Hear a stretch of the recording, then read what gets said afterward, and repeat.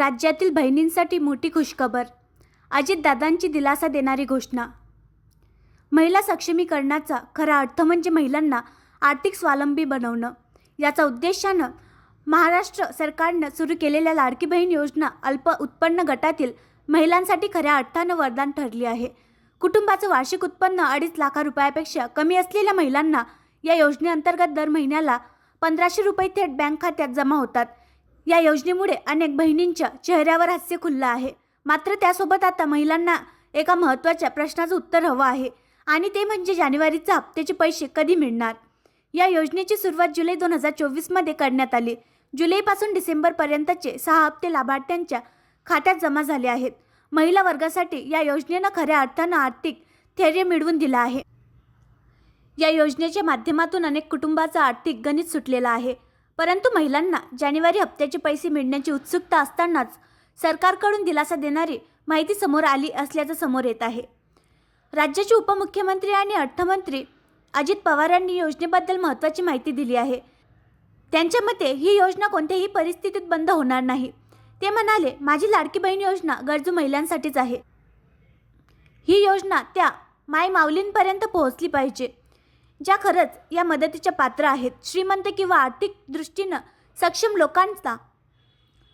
सक्षम लोकांना याचा लाभ मिळणार नाही. या योजनेसाठी अर्थ खात्यानं 3700 कोटी रुपयांचा निधी महिला व बालकल्याण विभागाकडे वर्ग केला आहे. अजित पवार यांनी स्पष्ट केले की 26 तारखेच्या आत 7वा हप्ता महिलांच्या खात्यात जमा होईल. महायुतीने विधानसभा निवडणुकीत लाडकी बहीण योजनेचं आर्थिक मूल्य 2100 रुपये करण्याचं आश्वासन दिलं होतं. ही योजना आणि त्यातून मिळणारी रक्कम महिलांच्या जीवनात किती महत्त्वाची आहे हे निवडणुकीत स्पष्ट झालं. महायुतीला मिळालेले मोठं यश हे महिला मतदाराचा ठसा असल्याचं मानलं जात आहे. आता महिलांना 2100 रुपयाचा लाभ कधीपासून मिळणार याकडे सर्वांचं लक्ष लागलेलं आहे. लाडकी बहीण योजनेअंतर्गत पैसे थेट लाभार्थींच्या बँक खात्यामध्ये जमा होतात. मात्र काही वेळा महिलांना पैसे न मिळण्याच्या तक्रारीही ऐकायला येतात. अशा परिस्थितीत त्यांनी महिला व बालकल्याण विभागाशी संपर्क साधणं गरजेचे आहे. योजनेतून मिळणाऱ्या 1500 रुपयांनी घर खर्चात मोठी मदत होते. अल्प उत्पन्न असलेल्या कुटुंबासाठी ही रक्कम म्हणजे आधार आहे. तसेच श्रीमंत आणि सक्षम महिलांना वगळून गरजू महिलांसाठीच रक्कम वितरित होते, ज्यामुळे योजनेत पारदर्शकता असल्याचं दिसून येतं. योजनेतून रक्कम थेट बँक खात्यात जमा होत असल्यास कोणत्याही मध्यस्थांची गरज भासत नाही. अजित पवार यांनी योजनेची तात्काळ कारवाई सुरू ठेवण्याची महिला व बालकल्याण विभागाला स्पष्ट सूचना दिल्या आहेत. त्याबरोबर ते म्हणाले की गरजू महिलांना ही रक्कम नियमित मिळावी यासाठी आम्ही संपूर्ण प्रयत्नशील आहोत. या योजनेत कोणतीही अडचण येऊ देणार नाही. महिलांनी लाडकी बहीण योजनेतील अपडेट्स वेळोवेळी तपासावेत. अधिकृत शासकीय वेबसाईटवर नोंदणी आणि आवश्यक माहिती अपडेट ठेवल्यास पैसे वेळेवर मिळतील. महिलांनी आपलं बँक खातं आधार क्रमांकाशी लिंक केलेलं आहे की नाही याची खात्री करावी. खात्यात तांत्रिक समस्या असल्याचं पैसे जमा होण्यास उशीर होईल. पैसे न मिळाल्यास किंवा काही तांत्रिक अडचण आल्यास महिला व बालकल्याण विभागाशी संपर्क साधावा.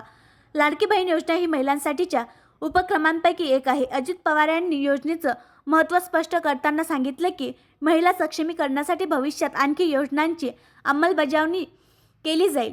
लाडकी बहीण योजना ही फक्त आर्थिक मदत नव्हे तर राज्यातील प्रत्येक बहिणीला दिलासा देणारी योजना आहे. या योजनेच्या माध्यमातून अनेक कुटुंब आर्थिक दृष्टीने सक्षम झाली आहेत. महिलांना आता जानेवारीच्या हप्त्याची प्रतीक्षा करावी लागणार नाही.